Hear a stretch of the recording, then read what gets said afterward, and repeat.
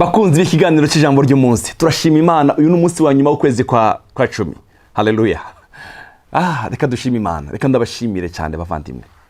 Kino kiganiro kimaze hafi kumara amezi hafi ndwi muhambu gikurikirana. Imana yarakoze cyane. Imana yarabanye natwe kuva mu kwezi kwa mbere kugeza uyu munsi. Ni ibitangaza yadukoreye. Turayishimira cyane nge naramwizigirwa. Bibiliya iravuga mu gitabo cya Timoteyo ngo naho twe turabizigirwa iyo izo kwamara mwizigirwa. Mu byukuri yaraturinze kubw'ubuntu bwayo. Atari kugororoka, atari gukora ibyiza, ariko kubw'ubuntu bwayo uracyahumeka. Urashobora kumva ijambo ry'Imana. Hari abandi inyota y'Imana yashize. Umwaka wa 2025 ugiye kurangira, ivyo Imana barabivuyemo. Wewe ugifata umwanya wo kumva ijambo ry'Imana, Imana iguhezagire. Umva, yishimire kugifata umwanya wo kumva ijambo ry'Imana. Yishimire kugifata umwanya wo gusoma Bibiliya. Yishimire kukiri mu buntu bw'Imana. Uracyahagaze mu buntu bw'Imana, yishimire. Umva, nta bundi butunzi, nta handi sokura umunezero n'ubutunzi atari muri Kristo Yesu. Nta handi na hamwe. Umva rero, reka dushimane nawe, reka dufata umwanya dushima Imana. Amezi 10, haleluya, yararabanye natwe, yatubwiriye neza. Bene data, narumvishe intaye z'amajambo yaciye ngaha, abantu banyandikira, naranezerewe cyane. Kumenya Imana iri kwira ijambo ryayo, iri nyuma y'ijambo ryayo kugira ngo rishitse. Nawe reka dufate kaje gushima nawe. Amashimwe yawe y'uno munsi akuremere amashimwe y'ukwezi kwa 11, kwezi kwa 12. Fata umwanya uyu munsi wa none twiribwe tubwira Imana ngo Mana warakoze. Dusome Zaburi y'124 umurongo wa mbere, dusome imirongo 8 y'iyo Zaburi. Aravuga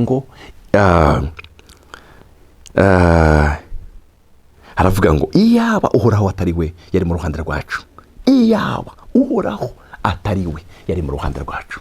Iyaba uhoraho atari we yari mu ruhande rwacu. Nahabareko abisiraheli bavuga none. Ntabwo ari abisiraheli, wewe iyaba ataruhoraho yakwambukije inyanja itukura, wari kuyambuka wewe, wari kuyambuka.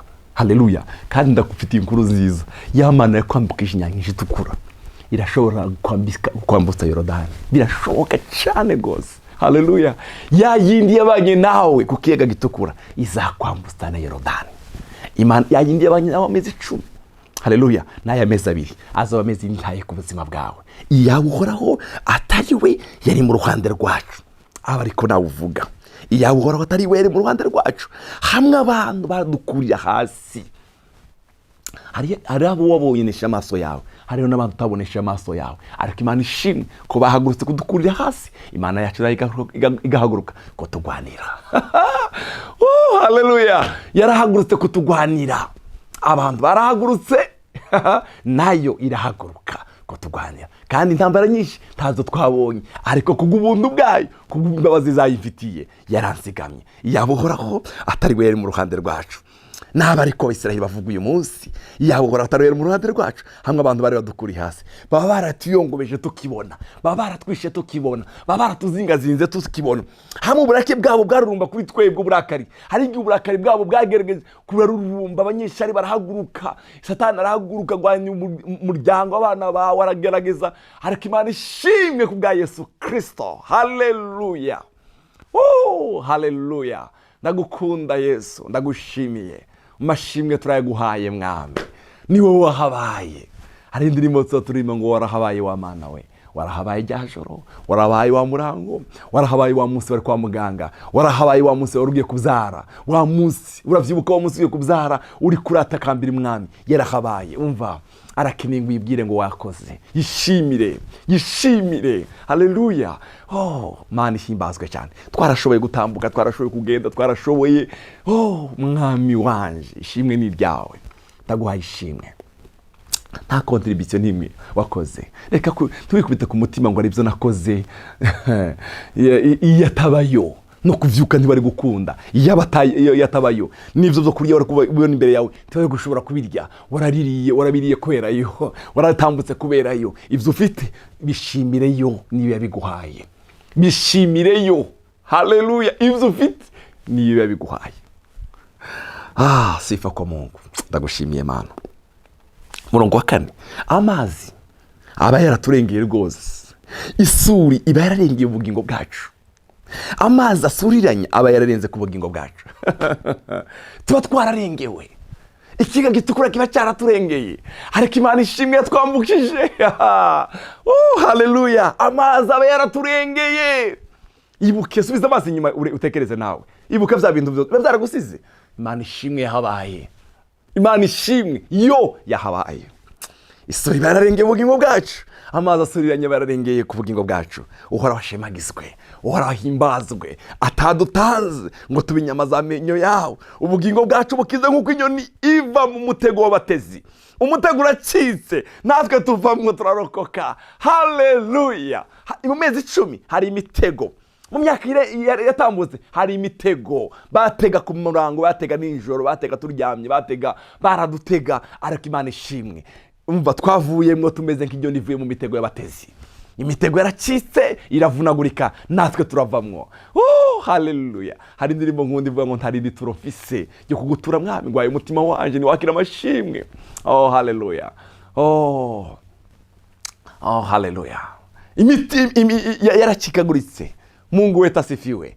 Byaracikaguritse. Imitego y'abatezi yaracikaguritse, tuvamwo turarokoka. Amashimwe yacu tuyahaye Imana. Wowe Mana wabikoze, nuhabwa icubahiro. Ndagukunda Yesu. Haleluya. Mungu wetu asifiwe sana. Ugutabarwa kwacu kubonerwa mu izina ry'Uhoraho yaremye ijuru n'isi. Niwe wadutabaye, natwe turavuze ngo warakoze Mana. Ugutabarwa kwacu kubonerwa k'Uhoraho yaremye ijuru n'isi. Uracari mu kazi, ishimire. Uracakora bigakunda, bishimire. Urafite amafaranga, ishimire. Urafise Imana, abana Imana yaguhaye, bashimira. Haleluya! Ntacyo ufite utahawe n'umwami. Bahora abwira Abaroma, arababwira ngo kuko byose biva muri we kandi ni wowe biduhaye. Haleluya! Yishimire muvandimwe. Ayo murongo hano nkunda cyane wanditse muri Zaburi ya 77 umurongo wa 11, nzovuga ibikorwa by'Uhoraho kuko nzokwibuka ibitangaza byawe bya kera, nzokwiyumvira ibyo wakoze byose, shire umutima kubikomeye wakoze.